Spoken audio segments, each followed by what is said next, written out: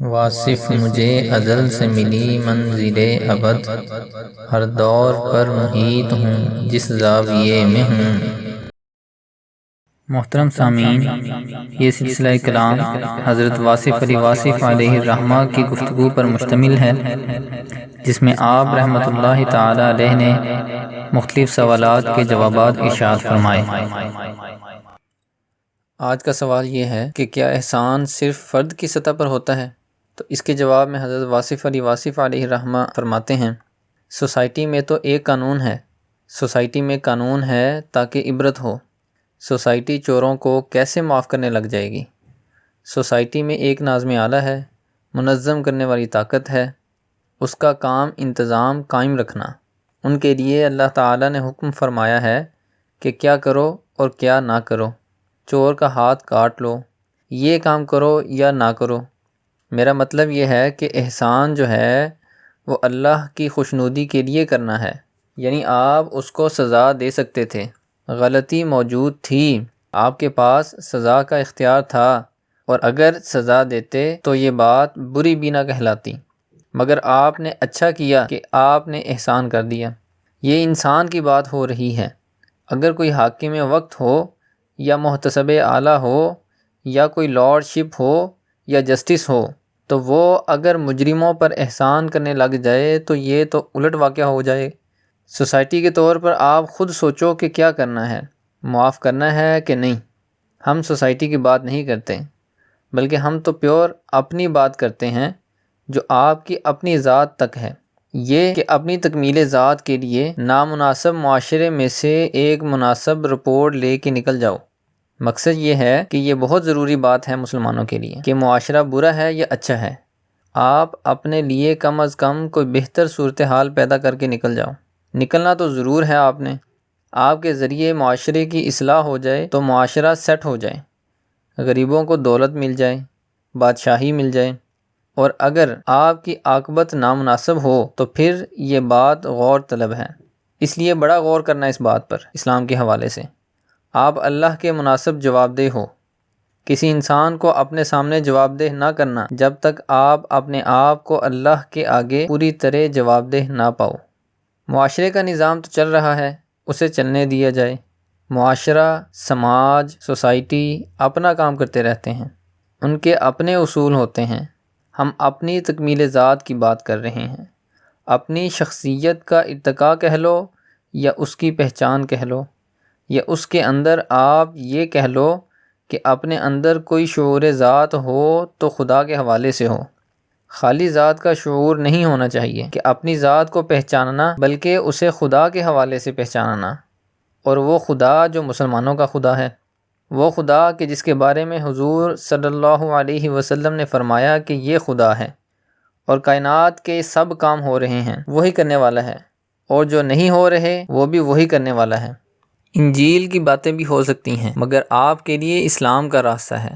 آپ اس راستے پر اپنی ذات کو اس دنیا میں بہتر رکھتے ہوئے اور محفوظ لے جاتے ہوئے چلیں، بس یہ آسان سا راستہ ہے۔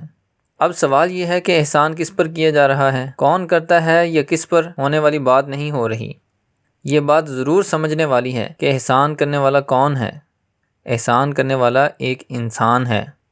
یہ گروہ کی بات نہیں ہو رہی کہ 4 آدمی مل کے احسان کریں ایک آدمی پر۔ ایک انسان ہے اور وہ قانون بھی ہے۔ میں نے یہ کہا تھا کہ سماج بھی نہیں ہے بلکہ صرف ایک انسان ہے، وہ انسان جو اپنی تکمیل کے لیے الہیات کے راستے کو چنتا ہے، اس کی بات ہو رہی ہے، دوسرے کی بات نہیں ہو رہی ہے۔ اب سوال پوچھا جاتا ہے کہ اللہ تعالیٰ نے قرآن پاک میں فرمایا ہے ان اللہ یأمرکم بالعدل والاحسان، اللہ تعالیٰ سب کو حکم دے رہا ہے کہ تم عدل کرو اور احسان کرو۔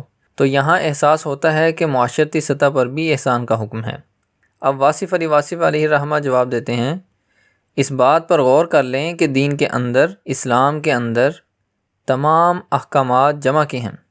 یہ تمام کے تمام حکم جو ہیں، یہ تمام کے تمام حقوق جو ہیں، آپ یہ اولی الامر کے پاس جمع کر دیتے ہیں۔ اسلامی معاشرے پر جب غور کریں گے تو وہ اطیعوا اللہ و اطیعوا الرسول و اولی الامر منکم، آپ اپنے حقوق اس کے پاس تفویض کر دیتے ہیں، جب اللہ کریم کہتا ہے کہ اجتماعی طور آپ ایسا کام کرو، چور کے ہاتھ کاٹو، تو آپ گھر میں کسی کے ہاتھ نہیں کاٹ سکتے۔ ایک چور آپ کے گھر میں آ جائے اور آپ اس کے ہاتھ کاٹنے لگ جاؤ، یہ بڑی سزا کی بات ہے۔ مطلب یہ کہ جو اجتماعی حکم ہوتا ہے یہ اولی الامر ہی پورا کرتا ہے، تو وہاں پر وہ قانون ہے۔ ذاتی سطح پر آپ تکمیل کا راستہ اختیار کر سکتے ہیں کہ آپ احسان کر سکتے ہیں، تو اللہ کریم نے آپ کو بتایا کہ آپ احسان کرو، تو یہ ذاتی احسان کی بات ہے۔ ان لوگوں کی بات ہے جنہوں نے زندگی کے اندر ہی اس راستے کو اپنا راستہ بنایا۔ سماجی سطح پر تو حکومت اپنا کام چلا رہی ہے، حکومت میں تو آپ انصاف کرو۔ اب سوال پوچھا گیا دوران گفتگو کہ سر انصاف ایک چیز ہے، بات احسان کی ہو رہی ہے۔ انصاف تو ہر حکومت چاہتی ہے، لیکن احسان اس سے آگے ہے۔ حضرت واصف علی واصف ارشاد فرماتے ہیں، ہم آسان سی بات کر رہے ہیں، وقت کو بچایا جائے، کیونکہ وقت آپ ہی ہو، آپ ہی کا نام وقت ہے، زندگی آپ ہی ہو۔ اسلامی انداز گفتگو میں جو چیز حکومت ہے اس کا ایک شعور ہے، اسے کیسا کرنا چاہیے وہ بتایا ہوا ہے۔ وہ سوال ہی اور ہے کہ حکومت اور اسلام کے اندر مدعا کیا ہے، یعنی جس کو ایڈریس کیا گیا ہے، یہ جہاں اجتماع کا لفظ ہے، کیا وہ لوگ ہیں یا ایک آدمی ہے؟ فی الحال تو آپ کا انفرادی سفر ہے اور اجتماعی تشکیل حیات نہیں ہے۔ آپ یہ کہیں کہ ہم اجتماعی شکل بن رہے ہیں، پھر آپ کو حکم کی سمجھ آ جائے گی کہ یہ ہے کیا، کہ اللہ تعالیٰ کا منشا کیا ہے۔ آپ کی جماعت ٹوٹ گئی ہے، سب سے بڑی دقت یہی ہے۔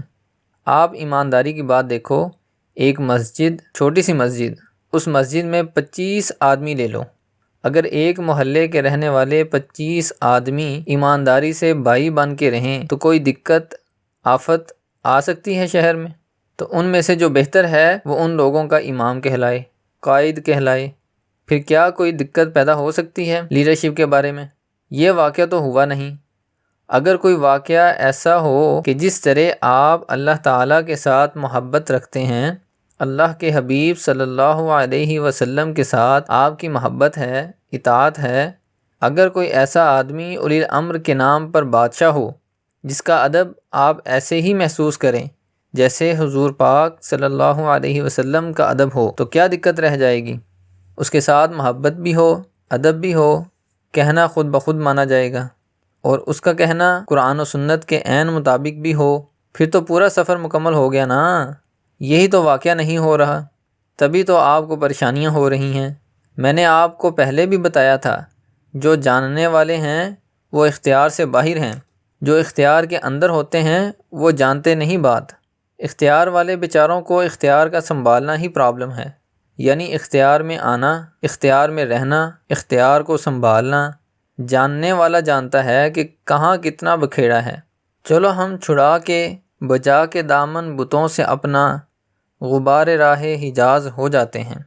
پھر چھوڑ دیا سب، وہ شہر سے باہر چپکے سے آباد ہو گئے، ویرانے میں آستانے بنائے۔ بات یہ ہوئی کہ عقیدت جو ہے وہ وہاں وابستہ ہے، اور شہر کے اندر جو کچھ ہو رہا ہے یہ اس کے مطابق نہیں۔ آج کے انسان کو پریشانی کیا ہے؟ وہ کہتا ہے کس کس کو اوبے کروں؟ اللہ کی بات مان، اللہ کے حبیب صلی اللہ علیہ وسلم کی بات بھی وہی ہے، آگے ہر بات دوسری بات سے مختلف ہے۔ قائد اعظم کا ارشاد لکھا ہوتا ہے، اس کی بات مانو۔ کہتا ہے علامہ اقبال کی بات ہے، مانو۔